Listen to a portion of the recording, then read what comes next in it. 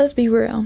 Christianity has brainwashed a lot of women to idolize this institution of marriage by making this a goal. And when you make something a goal, it starts to become your identity, your top priority. And when you're making this your top priority, you're really not being authentic with yourself. You're trying to fit this role, per se.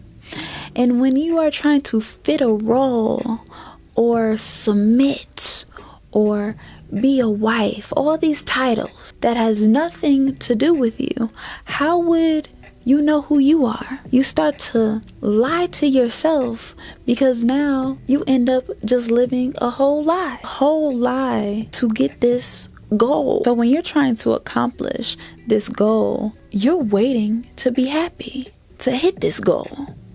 You're like, I'm not going to be happy until I get married. I'm not going to be happy until I find the one, until my wedding date. You're anticipating happiness. And y'all be forgetting that happiness is a personal responsibility. No one or nothing can make you happy outside of yourself. So when you are waiting to be happy to hit this goal because you think it will symbolize some type of worth within yourself, to validate yourself, to dictate yourself, this is very unhealthy on many women. And they're being toxic. They are manipulating a man to get a ring, to get a symbol, because they think having a man or getting married will validate their existence, will give them purpose here, will make them feel worthy or make them feel more like a woman when they're a wife or when they get a ring or they get married, because this is their goal in life. And I really wish that Christianity, when they preach these sermons about marriage and gotta get a husband, gotta be a submissive wife, why do they leave out the most powerful character in the Bible, which was Jesus? And Jesus was single and celibate. Why do they leave out the part how Jesus didn't wrap his identity in finding a sexual partner or a sexual relationship or marriage? Why do they not preach about that? That is my question of the day. Because when you are still believing in this institution of marriage as your identity, you are idolizing marriage. You're putting marriage on a pedestal. You can never be happy because you're in the pursuit of happiness when joy is your birthright. Peace is your birthright. No one is going to save you from yourself. No one is going to save you.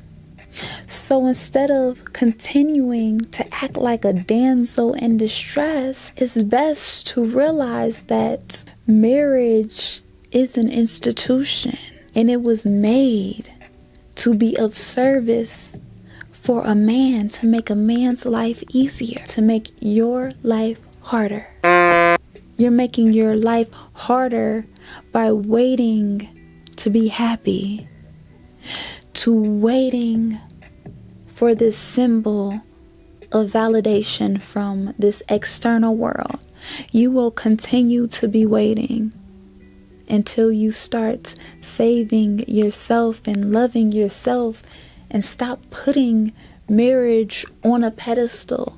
Really start to do deep diving of, why do I want to get married in the first place? Have I just been brainwashed to believe this institution will make me a woman? Or am I already enough as this individual of who I am? Because at the end of the day, when Jesus is your Lord and Savior, you'll start to see that Jesus was the healer of his own life. Jesus valued solitude above all else. Jesus prioritized God and not a man or not marriage. When you prioritize marriage, you start to lose God in there. When you start to prioritize a man, where is God? Why is a man on a pedestal? Why are you putting a man before God? You're going to start to lose God because you think God is a man. Whenever we talk about God, you think it's a man. It's he, instead of you. God is not a gender. God is a spirit. God is a light. But you will never know that until you stop idolizing a man, idolizing marriage as a symbol of your own happiness.